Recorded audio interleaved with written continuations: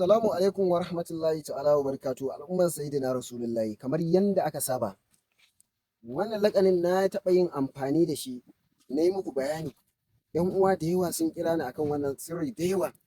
sun yi godiya da addu'a da fatan alkhairi waɗanda suka gane sun haɗa waɗanda ba su gane ba kuma sun tambayi ƙarin bayani sun haɗa to akwai wani sirri makamancin irin wancan amma ya fi wancan tasiri wanda zan muku ƙarin bayanin sa anan mai rabo ga dama mai rabo ka ɗauka wanda matsalan ta dame shi yake damunsa to don Allah ga nagartacciyar daman da zaka amfana da wannan lakani ba komai ake amfani da shi ba wannan ganyen tumfafiya ake samu ana samu guda ɗaya abin da ake rubuta masa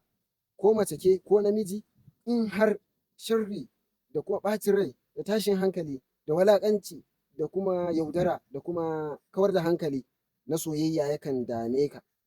kana son wata wa'yansu suna kawar mata da hankali kina son wani wata tana kawar mai da hankali ko kun yi magana na soyayya ko kuma kun tsaye da alaƙa ta aure ko kuma kun tsaye da magana na aure ko kuma akwai auren ma wa'yansu suke jan hankalinsa ko kuma kun tsaye da magana auren wata take jan hankalin shi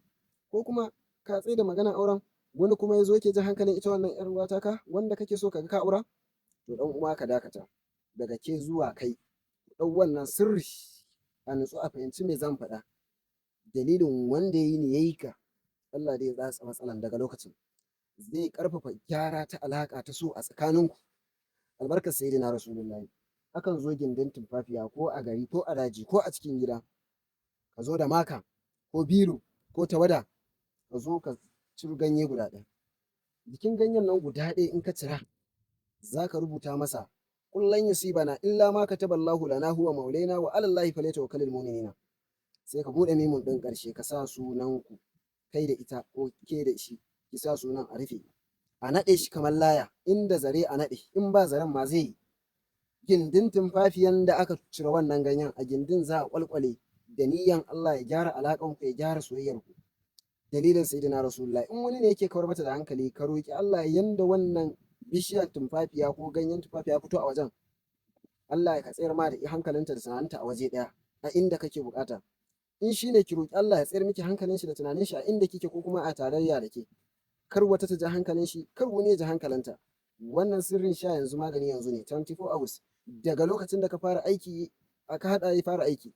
baya wuce 24 hours in ya wuce 24 hours bai yi aiki ba to baka hada daidai ba albarkar sayyidina rasulullahi zaka fara ganin natija da kula da kuma gyara alaka da kuma karfafa soyayya a tsakaninku albarkar sayyidina rasulullahi in an a gindin tufafin ake binnewa ka roki Allah ka faɗa ma Allah damuwanka ki roki Allah ki faɗa ma Allah damuwanki albarkan wanda yayi ne yayi ki yayi albarkansa albarkan wanda Allah da mala'iku suke wa salati Allah zai sa ijaba a cikin aikin zai tashi wannan lakani aikin yayi tasirin da sai an ce anya ba tsafi aka yi ma wani ba kuma ba tsafi ba shirka albarkar sayyidina rasulullahi izinin sa sharing da lakin da comment da sallallahu alaihi wasallam wannan in kai mun baka dama ka dauka ka yi iko da shi kamar naka ne albarkar sayyidina rasulullahi mun ba da shi saboda shugaban halitta